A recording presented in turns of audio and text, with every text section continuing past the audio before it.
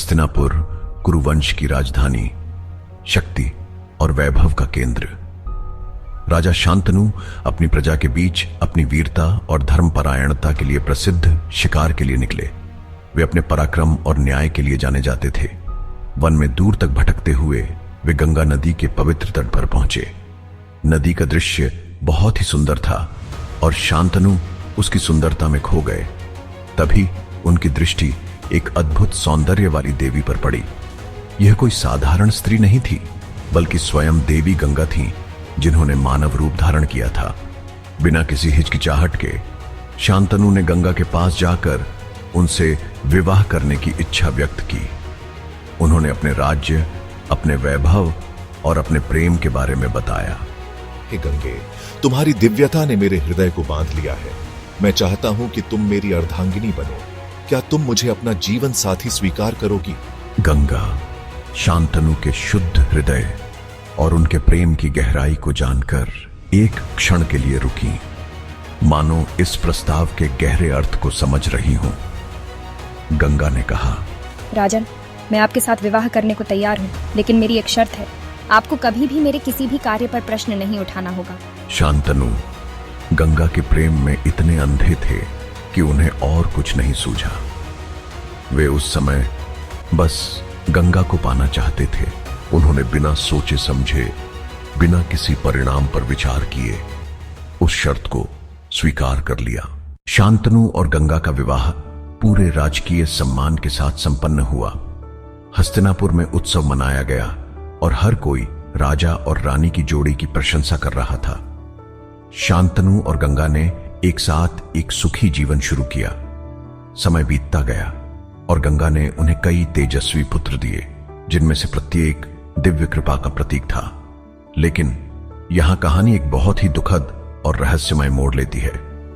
अपने प्रत्येक पुत्र के जन्म के बाद गंगा नवजात शिशु को नदी में ले जाती और उसे जल में विसर्जित कर देती। यह एक भयानक दृश्य था। शांतनु इससे बहुत दुखी थे।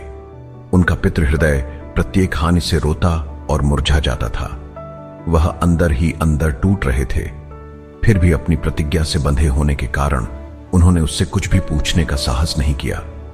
एक एक करके गंगा ने 7 पुत्रों को नदी में विसर्जित कर दिया।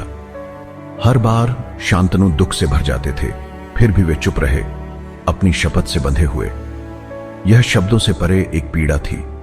अंत में जब गंगा अपने 8वें पुत्र को विसर्जित करने के लिए तैयार हुई, तो शांतनु अब और सहन नहीं कर सके। उनका दर्द और सहन शक्ति चरम सीमा पर पहुंच गई थी। वह लगभग चीख पड़े। उनकी आवाज दर्द से भरी हुई थी। यह तुम क्या कर रही हो? यह भयानक काम क्यों कर रही हो? तुम हमारे बच्चों को क्यों मार रही हो?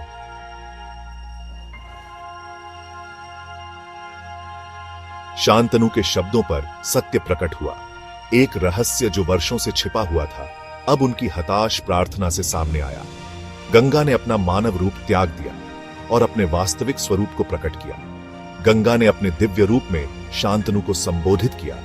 मैं गंगा हूँ, नदी की देवी, और ये कोई साधारण बच्चे नहीं थे।